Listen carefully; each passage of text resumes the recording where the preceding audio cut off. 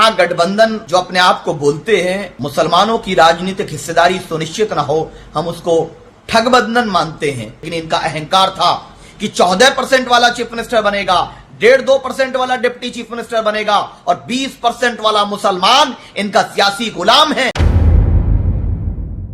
दरअसल थोड़े दिनों पहले एक ऐलान किया गया था AIMIM की तरफ से, और किसी मुस्लिम प्रत्याशी या मुस्लिम नेता ने ऐलान नहीं किया था, बल्कि ढाका विधानसभा सीट से जो हिंदू प्रत्याशी उतारे गए उन्होंने खुल्लम खुल्ला ऐलान कर दिया था। ऐलान ये कि पहले तो AIMIM किंग मेकर बनेगी, और बनी तो यकीन मानकर चलिए इस बार प्रदेश को एक मुस्लिम उप मुख्यमंत्री बनेगा। तब से नजर टिकी हुई थी कि कम से कम AIMIM को इंडिया गठबंधन में न लेकर RJD ने जो गलती की है वो यहां ये वाली जगह दोहराएगा नहीं। लेकिन ये क्या, वही गलती दोहरा दी गई है। मैं किस गलती की बात कर रहा हूं आज आपको वो भी दिखाऊंगा। ये भी दिखाऊंगा आपके अपने चैनल ने जो खबर दिखाई थी उस पर मोहर लगती हुई नजर आ रही है।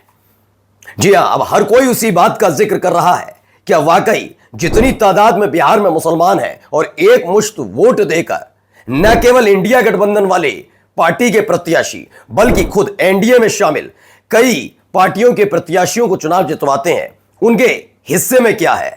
किसी आयोग का सदस्य बना देना, राज्य मंत्री बना देना, या फिर तुष्टीकरण देकर चुपचाप बिठा देना कि चुप रहो, कम से कम सत्ताधारी पार्टी के विधायक हो? क्या यही वजह है? मैं आज ये बात क्यों कह रहा हूं, एक एक चीज दिखाऊंगा और दिखाऊंगा आपके अपने चैनल की खबर पर मोहर कैसे लगी। नमस्कार, मैं हूं प्रज्वल गौतम और आप देख रहे हैं TV10 भारत।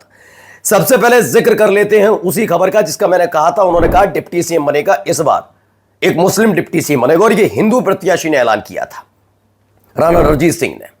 और अब देखिए वो खबर सच होती हुई नजर आ रही है। पहले देखिए मोहम्मद अंसार लिखते हैं, बिहार विधानसभा चुनाव 14% यादव, तुम्हें क्या चाहिए? जवाब मुख्यमंत्री। 2.5% मल्लाह है, तुम्हें क्या चाहिए? जवाब उप मुख्यमंत्री। 18% मुसलमान, तुम्हें क्या चाहिए? जवाब चुप रहो, कुछ मत बोलो वरना BJP आ जाएगी।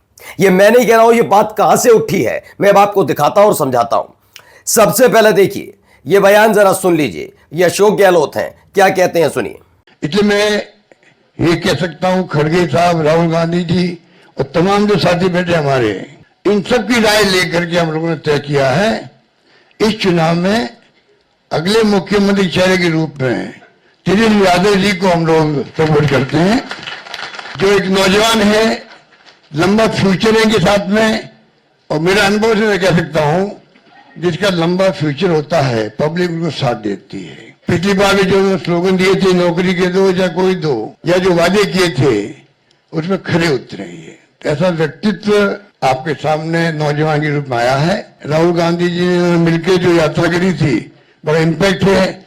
आने वाले वक्त में इनके अलावा राहुल जी भी आएंगे और नेता आएंगे, प्रियंका जी भी आएगी, सब नेता आएंगे, और हम सब जो बैठे स्टेज पर सब मिलकर संकल्प किए हुए हैं कि जो हालात देश के हैं, देश हित के अंदर और देश चाहता है उसके अनुसार हम चाहेंगे कि बिहार में ये जो लंबे समय तक नीतीश कुमार जी रहे हैं सत्ता में, अब कुछ कर नहीं पा रहे। अब तुम पूछना चाहते हैं अमित शाह जी से, इनकी पार्टी के अध्यक्ष जी से, क्या बताइए, हमारा नेता तो हो गया तेजस्वी यादव, आपका नेता कौन है बता दीजिए। तो अब तेजस्वी यादव के कसीदे गढ़े, अच्छी बात है, गढ़ने चाहिए, सबका अपना अपना नेता, अपना अपना तरीका।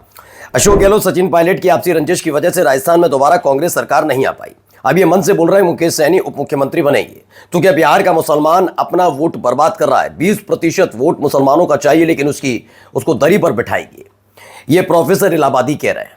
ये बयान क्यों निकला? क्योंकि महागठबंधन की फिर से बैठक हुई, और ये नहीं कि महागठबंधन बिहार में तेजस्वी यादव के नेतृत्व में चुनाव लड़ेगा, बल्कि यह भी तय हो गया है कि मुख्यमंत्री भी तेजस्वी यादव होंगे। लेकिन सवाल उठा फिर डिप्टी CM कौन? तो एक नाम निकल कर आया मुकेश सहनी का। कहा जाने लगा मुकेश सहनी उप मुख्यमंत्री बनेंगे अगर महागठबंधन की सरकार बनती है। पूछा गया एक तो डिप्टी CM ये हो गए, दूसरा कौन? उन्होंने कहा दूसरा भी होगा, नाम और चेहरा अभी नहीं बताएंगे, लेकिन वो पिछड़ी जाति से आता होगा। यानी मुसलमानों का पत्ता पहली फुर्सत में इंडिया गठबंधन ने भी काट दिया है। अब देखिए, इसी को लेकर अशरफ हुसैन भी लिखते हैं मुसलमानों को कुछ नहीं मिलेगा। जी हां, अगर बिहार में महागठबंधन की सरकार बटी है तो मुख्यमंत्री और उप मुख्यमंत्री का ऐलान कांग्रेस नेता अशोक गहलोत ने कर दिया। उन्होंने बताया कि तेजस्वी यादव मुख्यमंत्री का चेहरा होंगे और मुकेश सहनी को उप मुख्यमंत्री के तौर पर देखा जा रहा है। सोचिए, बिहार में मुसलमानों की बड़ी आबादी कोलू के बैल की तरह महागठबंधन के लिए मेहनत कर रही है। उनके हाथ दरी और कुर्सी के अलावा कुछ नहीं आएगा। मैंने यही बात उस समय भी कही थी कि अब यह देखना होगा महागठबंधन, कम से कम मुझे पूरी उम्मीद थी कि महागठबंधन एक बड़ा और सटीक फैसला लेगा इस पूरे मसले पर, क्योंकि खास तौर पर अगर आप बिहार की राजनीति को समझते और जानते हैं तो ज्यादातर बातें किसकी की जाती हैं? दलित, महादलित, पिछड़े, अति पिछड़े। लेकिन यह बात भी सच है कि मुसलमान भी निर्णायक भूमिका में है। एनडीए उस पर जोर दे ना दे, लेकिन बीजेपी के इतर महागठबंधन इस पर जोर देगा, पूरी उम्मीद थी। एआईएमआईएम से शायद इसीलिए उन्होंने गठबंधन भी नहीं किया। उनको लगा कि एआईएमआईएम से अलग हटकर हम मुसलमानों को अपने साथ रखेंगे। लेकिन एक तो एआईएमआईएम को अपने से दूर रखना, दूसरा सबसे बड़ा फैसला कि मुख्यमंत्री का जब जिक्र होता है तो मुकेश सहनी के नाम का ऐलान तो करना, लेकिन यह ना कहना कि मुसलमान उप मुख्यमंत्री होगा। यह घातक साबित हो सकता है सियासी तौर पर। देखिए, यहां पर भी क्या कह रहे हैं, एआईएमआईएम की तरफ से भी अब जवाब दिया जा रहा है। महागठबंधन जो अपने आप को बोलते हैं उनकी प्रेस वार्ता थी, और हम ये कहते हैं जहां पर मुसलमानों की राजनीतिक हिस्सेदारी सुनिश्चित न हो हम उसको ठगबंधन मानते हैं। उस ठगबंधन ने 14% वाले तेजस्वी यादव जी को चीफ मिनिस्टर का कैंडिडेट डिक्लेयर किया और 1.5% वाले मुकेश सहनी जी को डिप्टी चीफ मिनिस्टर की घोषणा की गई है, जिसमें सीपीआईएम, सीपीआई माले, ये सब लोगों को आपने गठबंधन में लिया। और हमने सेक्युलर वोटों का बंटवारा रोकने के लिए, बिहार की जनता के हित को सर्वोपरि रखने के लिए आपसे मिनिस्ट्री नहीं मांगी थी। 5 सीट हमने जीता था 2020 में, हमने सिर्फ 6 सीट मांगा था। लेकिन इनका अहंकार था कि 14% वाला चीफ मिनिस्टर बनेगा, 1.5-2% वाला डिप्टी चीफ मिनिस्टर बनेगा और 20% वाला मुसलमान इनका सियासी गुलाम है। तो ये नाराजगी एआईएमआईएम की तरफ से है। अब इसे कितना समझेंगे लोग समझ में नहीं आता। मिस्टर कूल की खबर है, देखिए लिखा उन्होंने, तेजस्वी यादव मुख्यमंत्री, मुकेश सहनी उप मुख्यमंत्री का चेहरा होंगे अशोक गहलोत, और 20% वाला मुसलमान चाहे चूल्हा के बाहर में। अब ठीक है, ये तमाम चीजें लिखती हुई नजर आ रहे हैं। भाई, लोगों में नाराजगी इसी चीज को लेकर है कि मसला ही तो ये है। मसला ये नहीं है सिर्फ कि आप कहते हैं सबको साथ लेकर चलेंगे।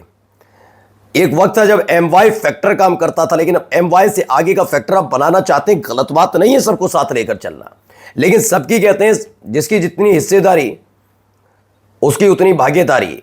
तो ये सारी चीजें होती है। तो भागीदारी और हिस्सेदारी के बीच का ये जो कटान है, इसमें भागीदारी तो बहुत है, हिस्सेदारी तो देने में अब परेशानी हो रही है इन सबको। ये क्या भारी पड़ेगा ये देखिएगा।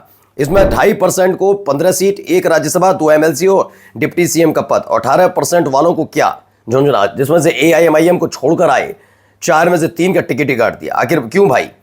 मात्र वोट देकर जिताने का काम सिर्फ इनका, जबकि 18% के हिसाब से 40 से ज्यादा सीटें बैठती थी और आपने टिकट दिया मात्र 18 को। क्यों? जब सब लोग अपनी हिस्सेदारी की बात करते हैं, सीट शेयरिंग की बात करते हैं और उनके हक हकूक की बात करते हैं, तो 18% वालों को ये सब क्यों नहीं दिया जाता? क्या वो सिर्फ वोट देकर जिताने का ठेका ले रखा है इन्होंने? ये सवाल पूरे बिहार में गूंज रहा है। 18% वालों को क्या? जवाब तो देना पड़ेगा। आप नहीं देंगे तो चुनाव बाद जो परिणाम आएगा वो अपने आप आपको आके जवाब दे देगा। नमस्कार।